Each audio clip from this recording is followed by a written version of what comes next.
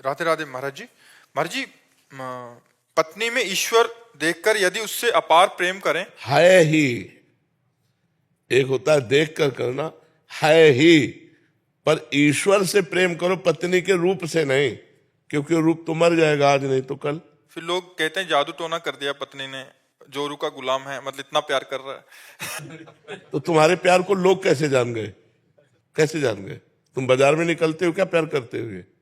अरे अपने प्यार को कौन जान सकता है? प्यार हृदय का गुह्य विषय है। हम पत्नी से प्यार करते हैं तो ये कैसे कोई जान गए? हाँ, घर के माता पिता कहें वो बात अलग है, लोग तो प्रवेश ही नहीं है। पति और पत्नी के प्यार के संबंध में लोगों का क्या प्रवेश? प्यार महान होता है, पर वो महान से होता है, वो लघु से नहीं। ये शरीर नाशवान है, शरीर से प्यार करोगे रोना पड़ेगा, आज नहीं तो कल रोना पड़ेगा। शरीर टिकाऊ वस्तु नहीं है। तुम पत्नी से प्यार नहीं करते, तुम भोग से प्यार करते हो। तुम पत्नी के शरीर से प्यार करते हो, पत्नी से प्यार नहीं करते। ईमानदारी से बताओ, आज से नियम दे दे कि कभी भोग नहीं भोगना है, और इसके शरीर के अंदर परमात्मा बैठा, इसके शरीर से प्यार नहीं, तो अभी आपको फिर रह क्या गया? उत्तर आएगा कि ले आएगा? रह क्या गया? प्यार का सही स्वरूप परमात्मा से है, सब में परमात्मा है। अगर पत्नी को परमात्मा मानकर प्यार किया जाए तो भगवत प्राप्ति हो जाएगी। पर पत्नी में जो परमात्मा है, अब उससे प्यार नहीं करते, हम पत्नी के शरीर से प्यार करते हैं, और हमारे प्यार का उद्देश्य भोग होता है। नेत्र का भोग, जनेन्द्रिय का भोग, अन्य इंद्रियों का भोग। समझ पा रहे हो आप? इसीलिए हमारी दुर्गति होती, परमात्मा प्राप्ति नहीं होती। नहीं, अगर ऐसे पत्नी प्रेमी ढूंढे जाए तो हमें लगता है कि काफी परसेंट में मिल जाएंगे। काफी परसेंट नहीं मिल जाएंगे, काफी परसेंट में। प्राय आज इधर कल उधर ऐसी वृत्ति दौड़ाई जाती है। तो हम तो धन्यवाद देते हैं पत्नी प्रेमियों को और पति प्रेमियों को। जो पत्नी अपने पति से प्यार करे और जो पति अपनी पत्नी से केवल प्यार करे और भगवान का नाम जप करे, व्यभिचार ना करे, इधर उधर गंदी बात ना करे, तो धर्म से चलने वाला भगवान को प्राप्त हो जाएगा। पर असली में प्यार नहीं है। असली में प्यार तब होता है जब उनके अंदर बैठे हुए हम परमात्मा से प्यार करें। पत्नी को अभी शरीर छूट जाए तो आप कितने दिन रख सकते हैं? नहीं रख पाएंगे ना। आपसे पूछा जाए इसी शरीर को प्यार करते थे तो अब क्यों नहीं रख सकते, तो आप कहोगे वो चला गया। तो जो उस समय है उसको जानते हो क्या? पत्नी के अंदर जो बैठा हुआ परमात्मा है उसको तो जानते ही नहीं। उसको से तो कोई मतलब ही नहीं, शरीर से केवल मतलब। आप सच्ची बताना, क्या उसके अंदर बैठे हुए परमात्मा से प्यार है या उसके शरीर से प्यार है? बताओ ना। महाराज जी, भगवान को देख के कैसे प्यार किया जा सकता है? अगर सामने भगवान देख रहे हैं, फिर व्यवहार भी करना है, ऐसा हो सकता है क्या? हाँ बिल्कुल, क्यों नहीं, बहुत जोर से होता। गुरु में नहीं भगवान देखा जाता, गुरु को प्यार नहीं किया जाता, गुरु के शरीर को क्या प्यार नहीं किया जाता? पर गुरु के शरीर को प्यार करते हुए परब्रह्म माना जाता है। मेरे गुरुदेव हैं, अंदर से भाव आए कि मेरे परमात्मा मेरी पत्नी का रूप धारण करके आए हैं, मेरे श्री कृष्ण पत्नी का रूप धारण करके आए, तो उससे प्यार करेंगे, उससे डांटेंगे, उससे लड़ेंगे, लेकिन अंदर भाव रहेगा मेरे भगवान है। लेकिन ये भाव नहीं रहता कि मेरे भगवान है, मेरी भोग्या है, ये भाव रहता है। पर अब अपनी आसक्ति को अब हम नया रूप दे दें तो हमारा कल्याण हो जाए कि मैं जिससे आसक्त हूं, इस शरीर से, इन भोगों से, ये तो है, लेकिन इसमें भगवान है, इसलिए इसको मैं प्यार करता हूं। अगर आज भगवान इससे अंतर ध्यान हो जाए तो इसी शरीर को मैं जला दूंगा। जला देंगे ना? तो वास्तविक में भगवान से ही प्यार है, और प्यार शब्द सार्थक भगवान से ही होता है। अनुजा अग्रवाल जी, मेरठ से।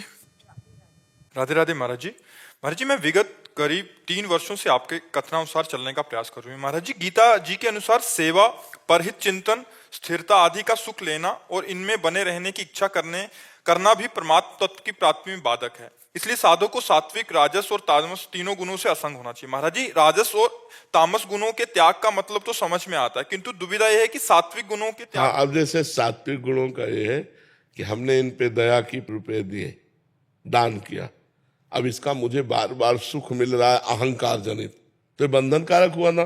5,000 दिया, 50,000 परमात्मा दे देगा।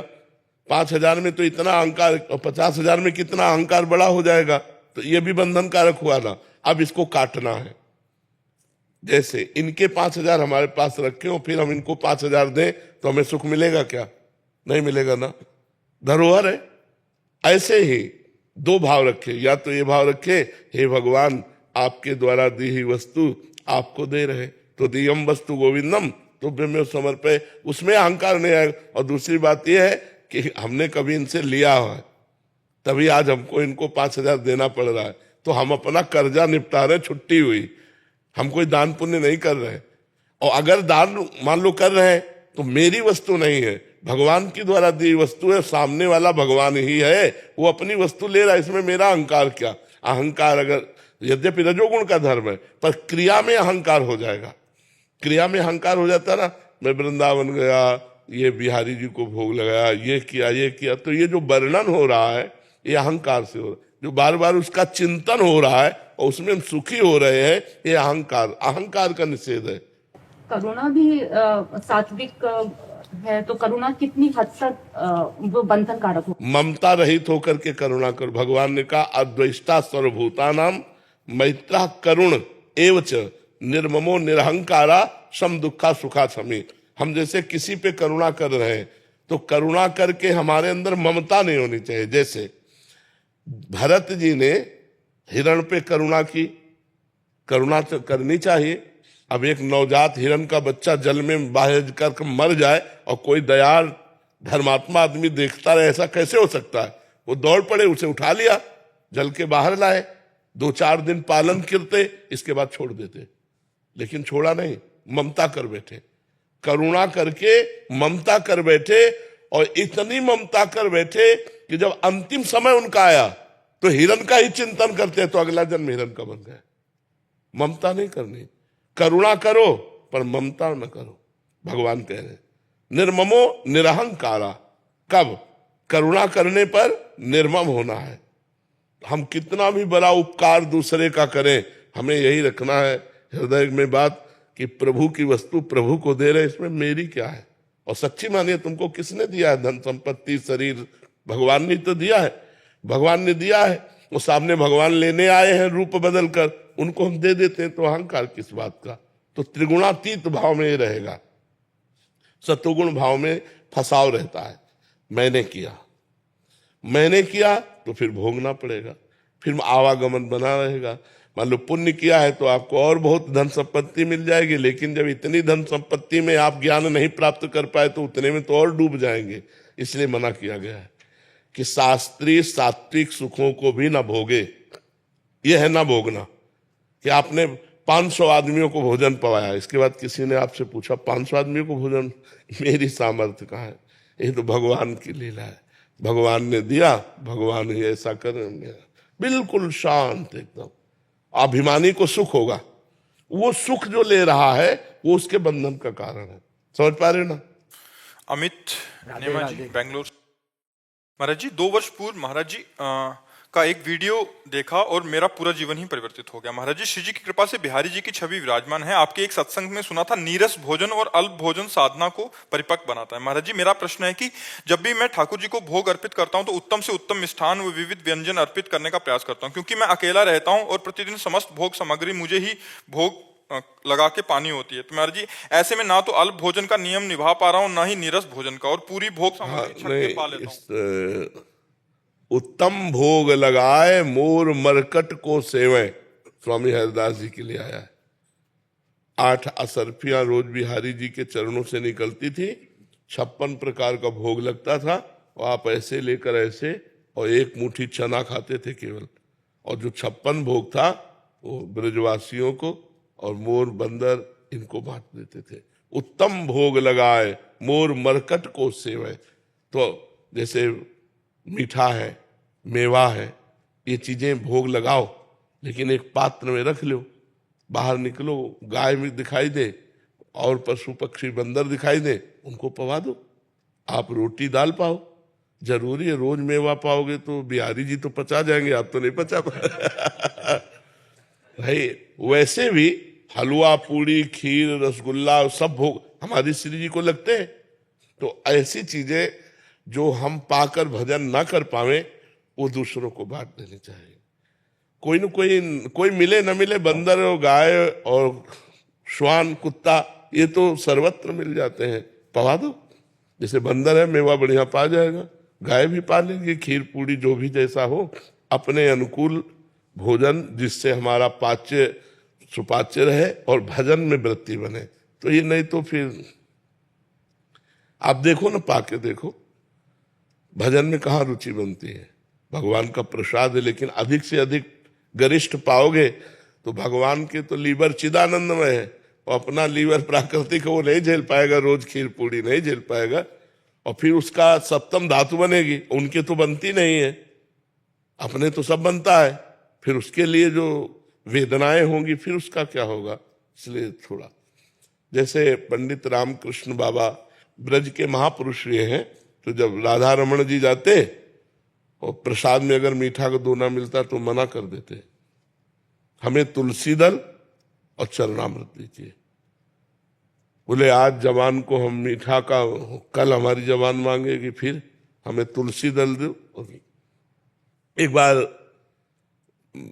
बलराम दास जी बाबा झाड़ू मंडल, ये बड़ा रास मंडल के पास है, वो बिल्कुल यमुना जी के किनारे है।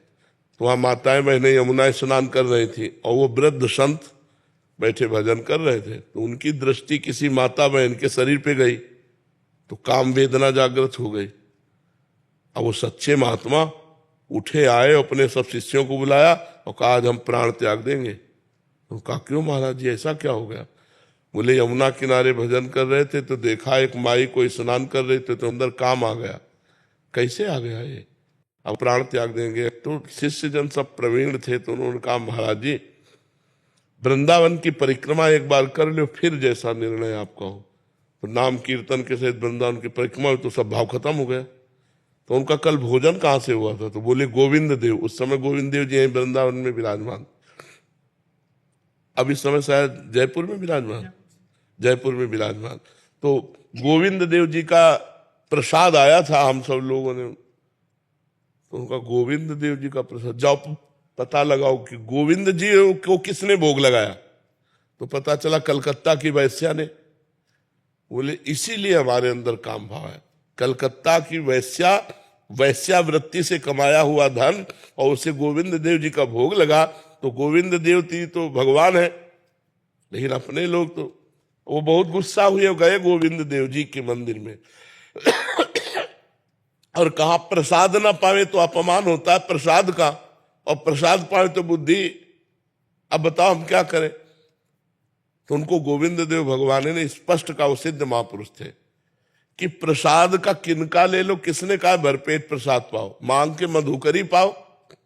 प्रसाद किनका, थोड़ा किनका ले लिया और मधुकरी मांग करके खाओ। तो ये समझो कि जैसे उत्तम भोग ठाकुर जी को लगाते हैं, तो जो हमारे लिए उचित है वो तो हम प्रसाद ले, और जो हम नहीं पचा पाएंगे, हमें पता है कि इसके पाने से, अब जैसे ठाकुर जी को बादाम और सब डाल के हलवा बनाओ, भोग लगाओ, बहुत बढ़िया, लेकिन आप पूरा पा जाओ तो आप देखो, उसको पाके देखो कैसा लगता है। शरीर में ऊर्जा शक्ति बढ़ेगी, शरीर अन्य भोग वासनाओं की भी मांग करेगा।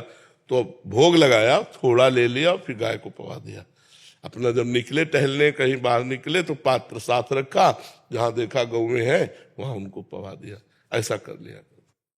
नरेश जी जोधपुर से। राधे राधे प्रभु। राधे राधे महाराज जी। महाराज जी, प्रेम लक्षणा भक्ति क्या होती है और इसे प्राप्त कैसे किया जा सकता है?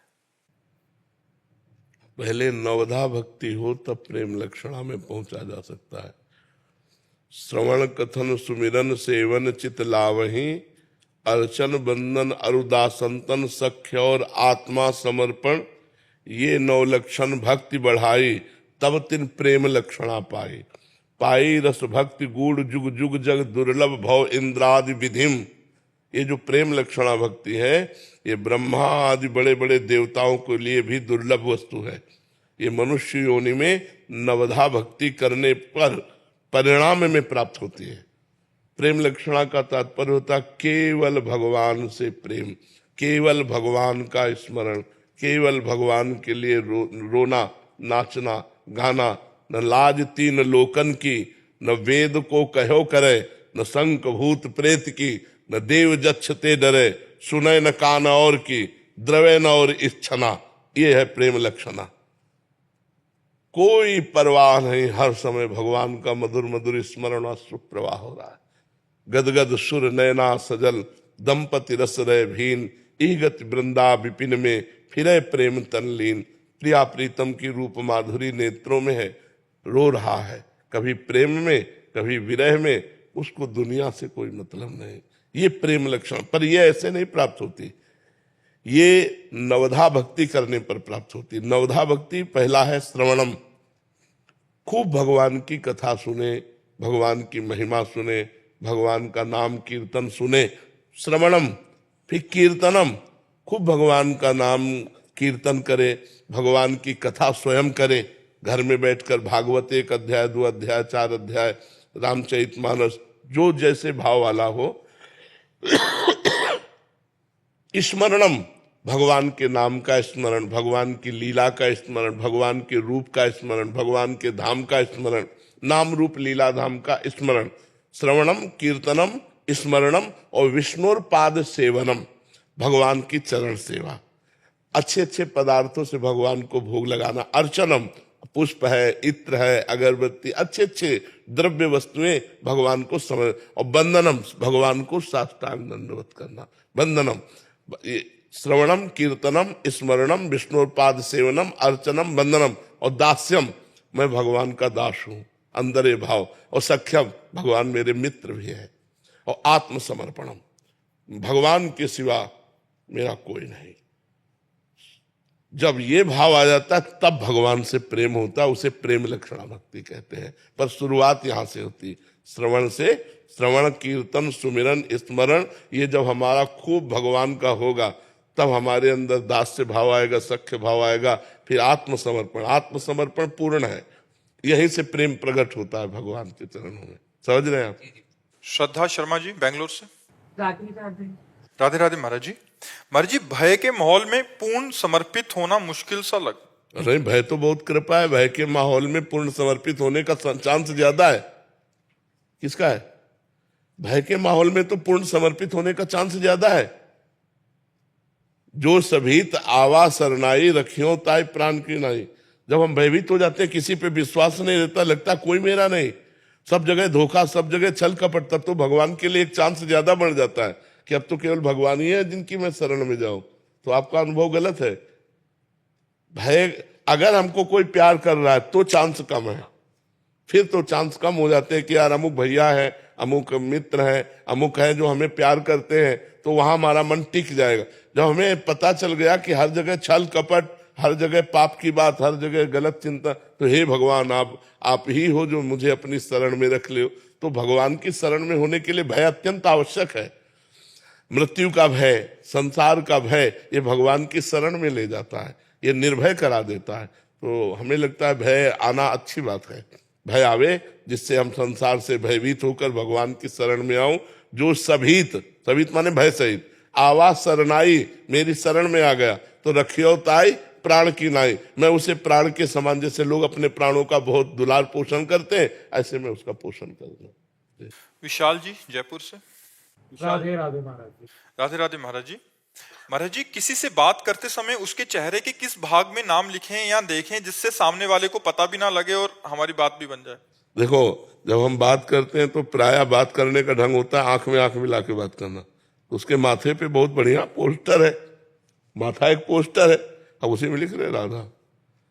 जैसे आपसे बात कर रहे हैं, हम उसी में लिख रहे हैं राधा। सामने राधा नाम का दर्शन कर रहे हो, आपसे बात कर रहे हैं, तो हमारी भगवती स्मृति भी रही, हमारा काम भी चल गया। नहीं तो जब हम आपकी तरफ देख रहे हैं तो इतने में स्थान भी तो खाली है, इसी स्थान पे लिख रहे हैं राधा। हमारे और आपके चेहरे के बीच में राधा नाम है, हम आपको देख रहे हैं ऐसे। तो ये प्रक्रिया, हाँ, बातचीत करते हुए नाम में रहना, क्योंकि बातचीत से राधा राधा तो नहीं जप सकते, क्योंकि बातचीत कर रहे हैं, सुनना भी है, उत्तर भी देना है, लेकिन हम दिमाग की स्थिति राधा नाम में रख सकते हैं। राधा लिखा हुआ है बस। अच्छा, आप ऐसे आप ठीक है ना, अब ऐसे बातचीत कर रहे हो, राधा नाम लिखा हुआ है। पर बहुत प्रवीणता चाहिए, ले 1 मिनट में भूल जाओगे, बात करते करते वो भूल जाओगे, बस इसमें अभ्यास चाहिए, प्रवीणता चाहिए। तो मस्तक पर गोविंद सिंह जी। श्री राधा वल्लभ श्री हरिवंश। महाराज जी आपके चरणों में कोटि कोटि प्रणाम। महाराज जी कभी कभी हम जो काम या कार्य करना नहीं चाहते पर मन उसी कार्य को करने के लिए विवश हो जाता है, उससे बचने का कोई उपाय है? हाँ, नाम जप। क्योंकि अध्यात्म की शक्ति के बिना हम अपनी जानकारी का सदुपयोग नहीं कर सकते। जैसे हमें ये जानकारी है कि ये नहीं करना चाहिए, पर हमारा मन विवश होकर के करवा देता। विवशता क्या होए? सुख। इसके ऐसा करने से सुख मिलेगा। अंदर देखो, सुख की लालसा से हमारा मन हमसे गलत कार्य करा लेता है। हम जानते हैं कि गलत है, पर हम रुक नहीं पाते हैं क्योंकि हम में सामर्थ्य नहीं है। मन हमसे बलवान है और हम में सामर्थ्य नहीं, तो हम मन के गुलाम हैं। वो जहां ले जाना चाहता है वहां हम चले जाते हैं।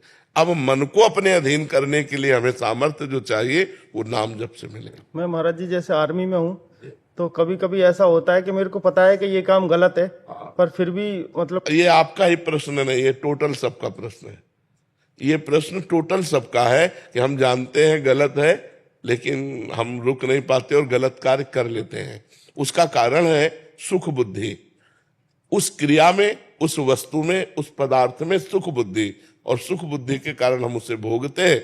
बाद में ग्लानि होती है। हमें जानकारी भी थी कि नहीं होना चाहिए। इसमें हमारे अंदर अध्यात्म शक्ति की कमी है। यदि हम नाम जप करें, सत्संग सुने, तो कितने ऐसे आते हैं भाई लोग और कहते हैं कि मैं बुरी संगति में था, मैं बुरे आहार विहार करता था, सत्संग सुनकर मैंने छोड़ दिया। पावर मिला ना? मैं भी वही हूँ। हाँ, तो पावर मिला ना। तो जब भगवान की बात सुनी और आपने वो वस्तु छोड़ दी, अगर आप भगवान का नाम जप करेंगे तो जो गलत है सब छोड़ सकते हो।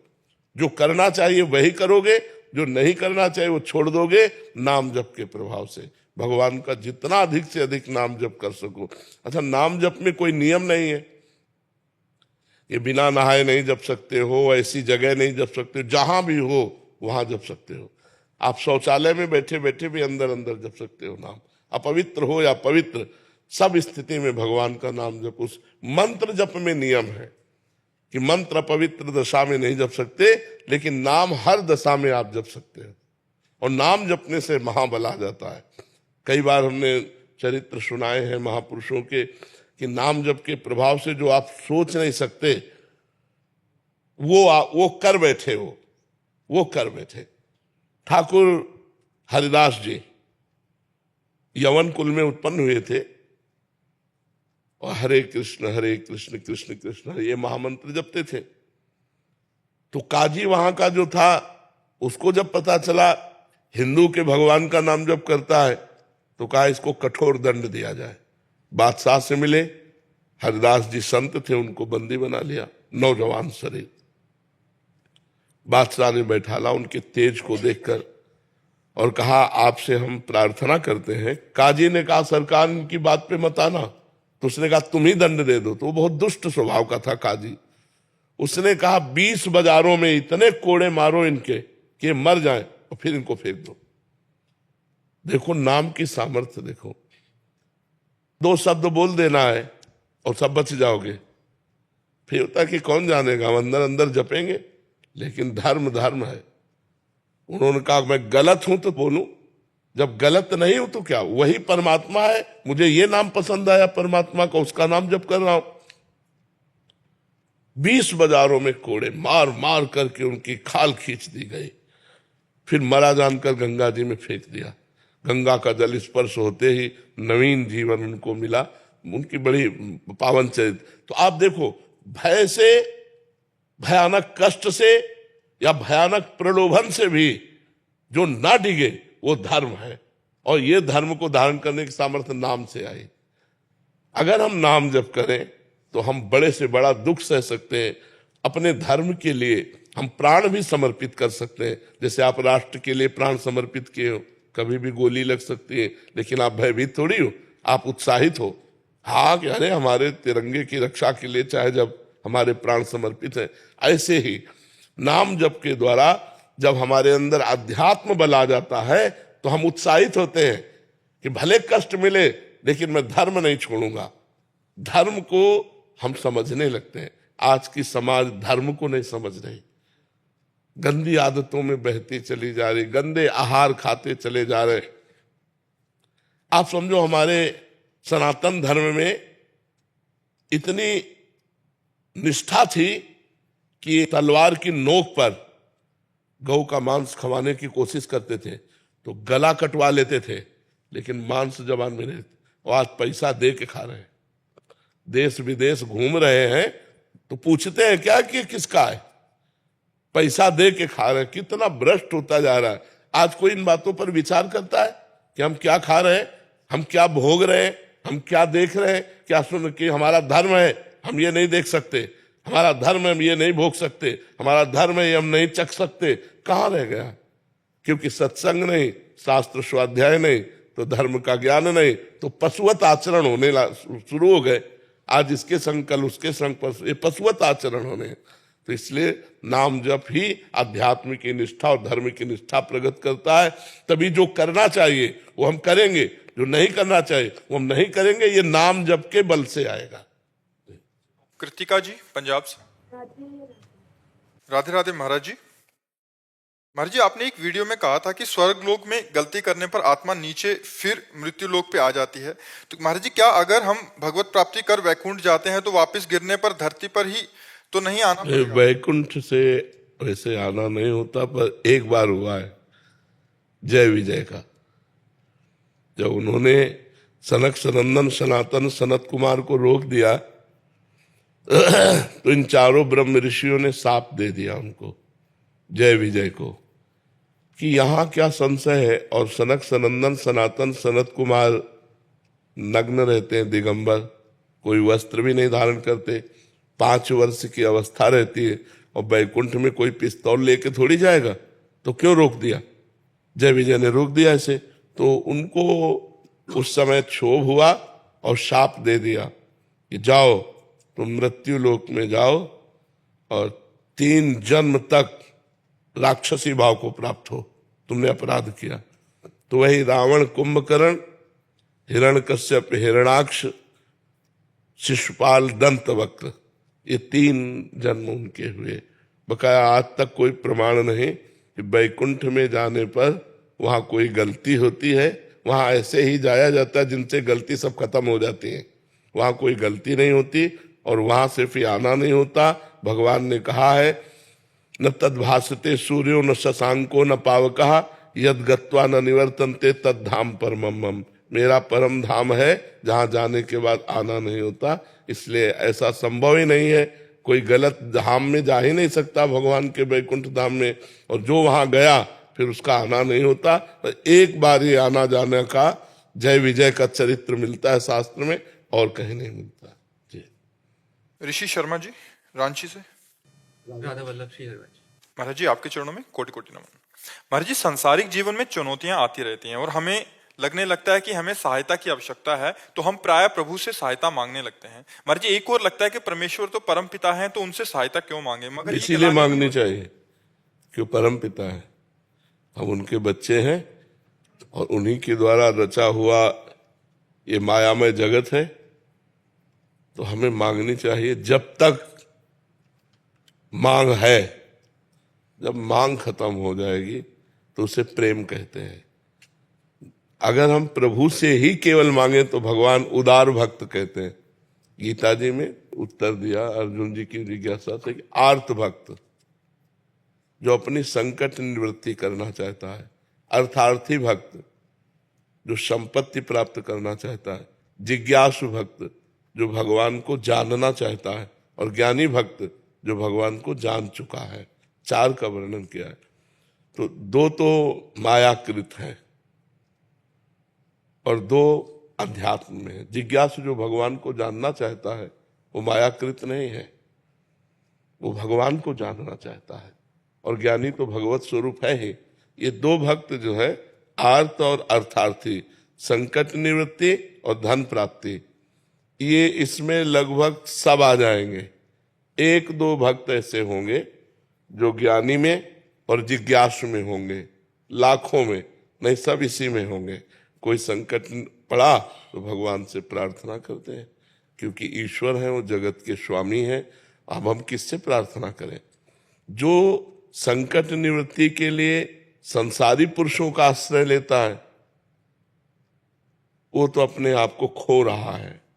जो संकट निवृत्ति के लिए भगवान का आश्रय ले रहा है वो अपने आप को जगा रहा है, क्योंकि भगवान संकट निवृत्ति भी करेंगे और हमारे हृदय में भक्ति भी पैदा करेंगे। मनुष्य जीवन कोई ऐसा नहीं है जिसके जीवन में संकट ना आते हो। एक बार परम ऋषि दुर्वासा को दुर्योधन ने 4 महीने सेवा करके चतुर्मास प्रसन्न किया। तो दुर्वासा जी बड़े सिद्ध महापुरुष हैं और शाप और वरदान देने में समर्थ है और क्रोधी भी है, प्रसिद्ध है, क्रोध में प्रसिद्ध है, एक क्षण में गुस्सा आ जाए ऐसे हैं वो। तो उनको प्रसन्न कर लेना बड़ा कठिन था, पर दुर्योधन ने कर लिया। अब वो जलता था पांडवों से, यद्यपि उस समय पांडव वनवास में थे। तो उसने विचार किया कि पांडवों का विनाश मांग ले, पर सोचा कि अगर सीधे विनाश मांगा तो हमारे ऊपर ही क्रोधित ना हो जाए।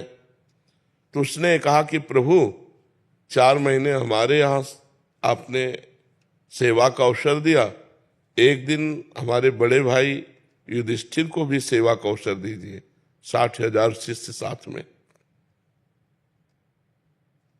पर ऐसे समय में जाइए जिस समय द्रौपदी ने सूर्य के द्वारा दी हुई बटलोई से प्रसाद पा लिया हो। जब युधिष्ठिर जी के पास बहुत से ब्रह्म ऋषि भी वनवास में साथ गए, उनको बड़ा लगा कि राज परिवार से भोजन इन सब ब्रह्म ऋषियों का हो जाता था, अब कैसे होगा। तो उनको विचार आया कि संपूर्ण जगत को प्रकाश देने वाले भगवान सूर्य ही हमें रास्ता दिखाएंगे। तो भगवान सूर्य की आराधना की।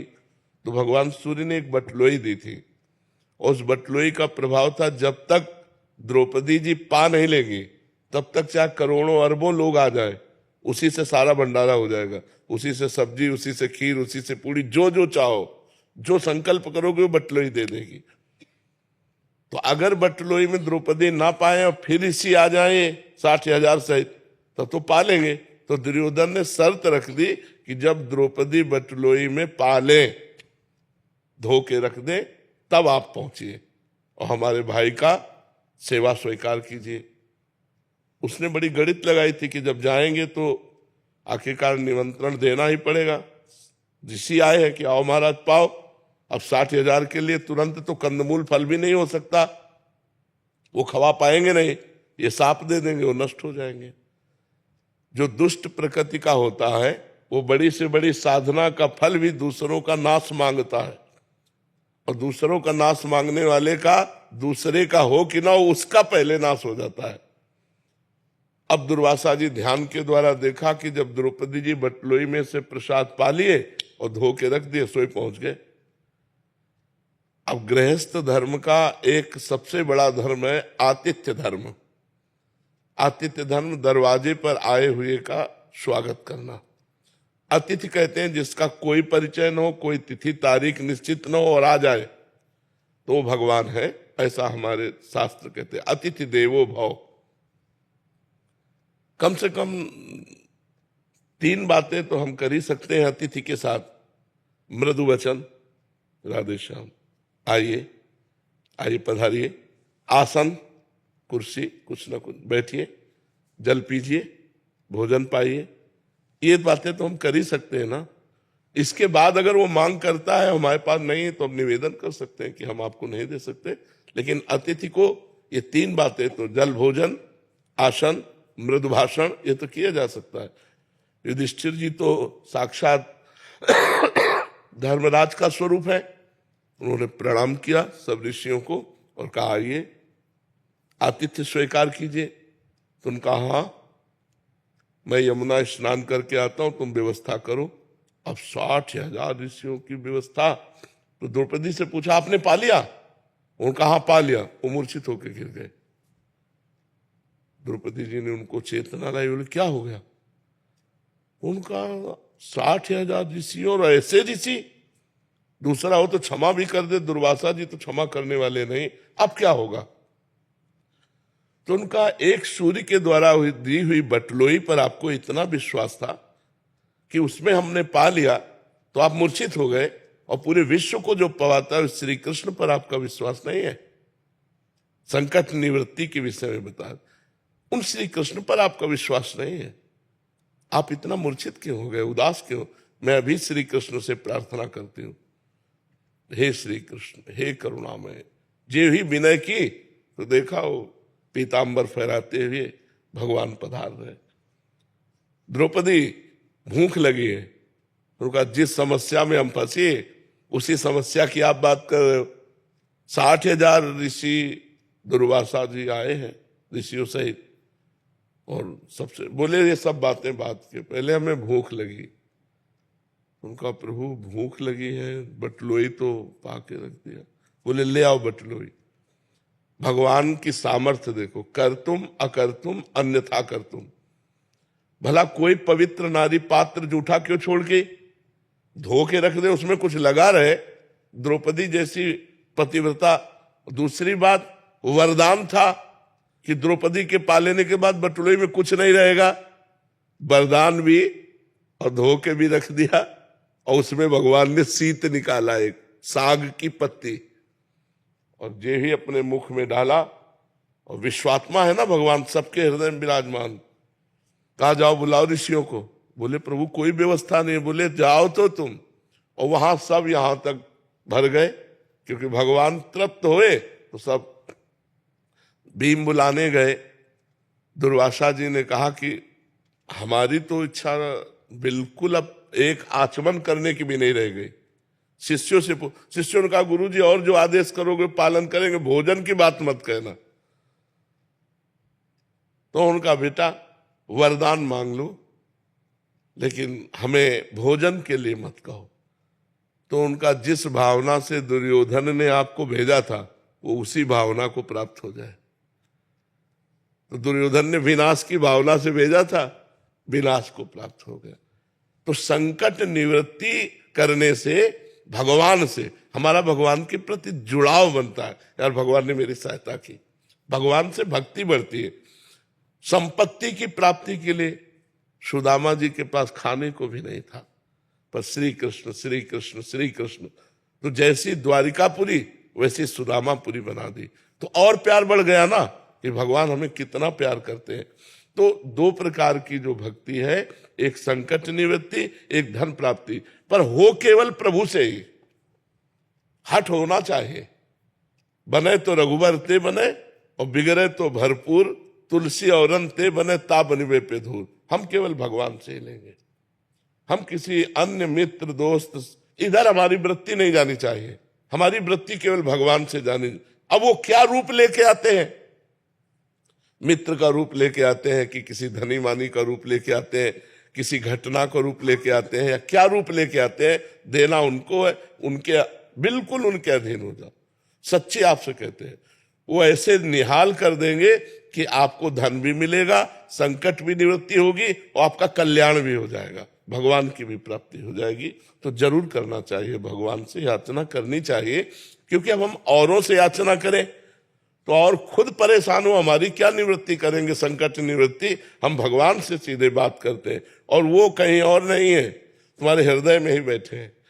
अंदर ही अंदर प्रार्थना करो, वो सुन रहे हैं, और बार बार प्रार्थना करो जब तक पूरी ना हो जाए, और नाम जप करते रहो, अनुष्ठान करो, भगवान जरूर पूरी करेंगे। करना चाहिए, भगवान से ही मांगना चाहिए।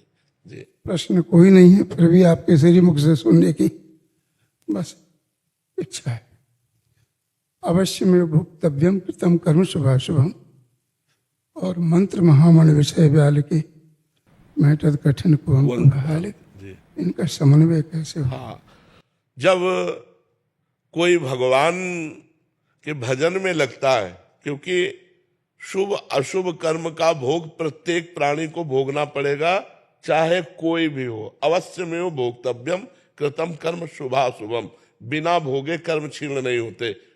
और एक लिखा है भावी में टिसके त्रिपुरारी, या मंत्र जप के द्वारा भाल में लिखे हुए अक्षरों को बदला जा सकता है, पर जब इतना मंत्र जप हो जाएगा कि भाल के अक्षरों को बदलने का आएगा, तो वो भगवत प्राप्ति चाहेगा, नाशवान शरीर को क्यों बचाना चाहेगा? तो नाशवान शरीर के बचाने के लिए यदि हम भजन करें तो बदला जा सकता है। हजारों संतों के जीवन चरित्रों में पढ़ा कि स्वयं कष्ट भोगते हुए अपने हजारों अनुयायियों को कष्ट रहित कर दिया।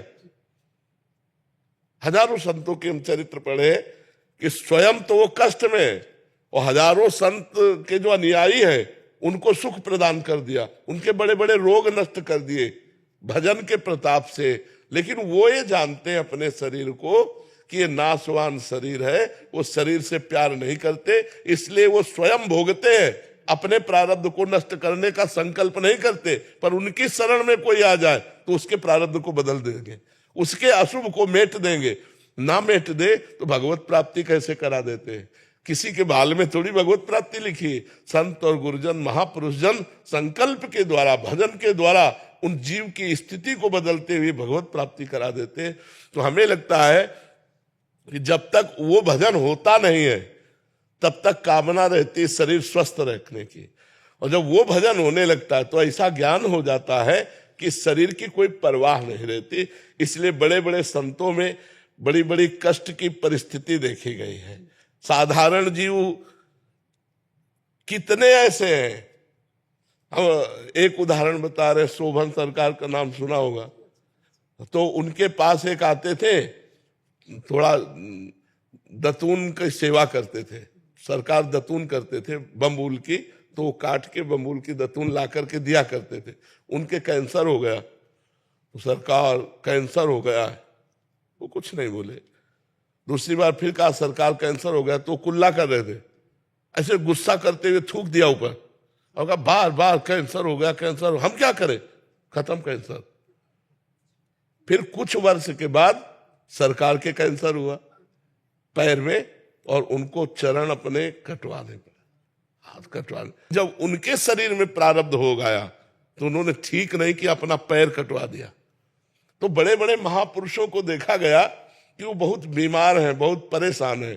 तो कभी कभी संत जन दूसरों के, अपने शरणागतों के प्रारब्ध को लेकर भोग लेते हैं और अपने आए हुए प्रारब्ध को भोग लेते हैं, दूसरों के प्रारब्ध को नष्ट कर देते हैं, दूसरों के भाग्य बदल देते हैं। जीव को जो नारकी गति प्राप्त होने वाला है उसे भगवत प्राप्ति करा देते हैं। तो जब भजन उस योग्य होता है, भाग्य मेटने योग्य, तब ये ज्ञान प्रकट हो जाता है। इसलिए संत महात्मा अपने प्रारब्ध को भोग, इच्छा ही नहीं। हाँ, और जब प्रारब्ध मिटाने की बात रहती तो उस कोटि का भजन होता नहीं है, प्रारब्ध मिटाने वाला। जो मैंने एक चौपाई की और कल कर एक पुनीत प्रतापा, मानस पुण्य हुए नहीं पापा। तो वो जो मानसिक पुण्य है, पाप नहीं होते। तो उसका भाव ये कि जैसे अब हम आज शाम के वृंदावन की परिक्रमा लगाएंगे और कल 100 संतों का भंडारा करेंगे, हमारी पूरी व्यवस्था है, हम बिल्कुल 100% तैयार हैं। अब हमारी दोपहर की अचानक तबीयत खराब हुई कि ना हम परिक्रमा लगा पाए और ना संतों को भंडारा कर पाए, तो पूरा मिलेगा हमें। मानस पुण्य होए उसको अब हमारे मन में बात आई कि कल जो है हम ऐसा करेंगे या ऐसा करेंगे, लेकिन हमसे हो नहीं पाया, तो बिल्कुल पाप नहीं लगेगा। तो इसमें गोस्वामी जी कहते हैं, कल करे एक पुनीत प्रतापा, मानस पुण्य होए और नहीं पापा। एक और साधारण सी बात है, वैसे अनुचित भी लग रहा है, मुझे नहीं पूछना चाहिए। जो अपने यहाँ कुत्ते घूम रहे हैं, स्पर्श करके जाते हैं, साधुओं के बीच में होकर निकल के जाते हैं। मैंने देखा 2 एक जगह गंदगी भी पड़ी हुई है, तो इन तो खल पर है, स्वान की ना है। हाँ, ये धाम है। ये बड़े बड़े संत परमहंस यहाँ याचना, हरिराम व्यास जी याचना करते, हो हुमन वृंदावन को श्वान। श्रीपाद प्रबोधानंद जी याचना करते हैं कि हे वृंदावनाधीश्वरी, मुझे वृंदावन की नाली का कीड़ा बना देना, मुझे यहाँ का सूकर कुकर बना देना। तो यहाँ का सुअर इतना पवित्र है कि जैसे हम गंगा स्नान, यद्यपि सबकी समझ में नहीं आएगा पर हम समझाएंगे,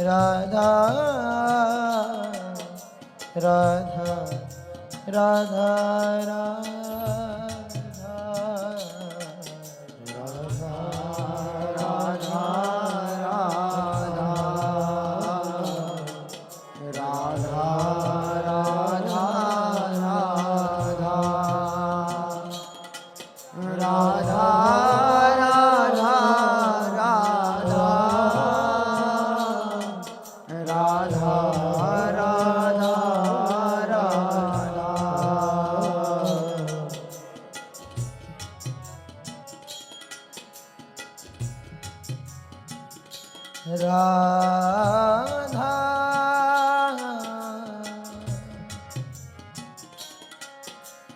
राधा राधा राधा राधा राधा राधा राधा राधा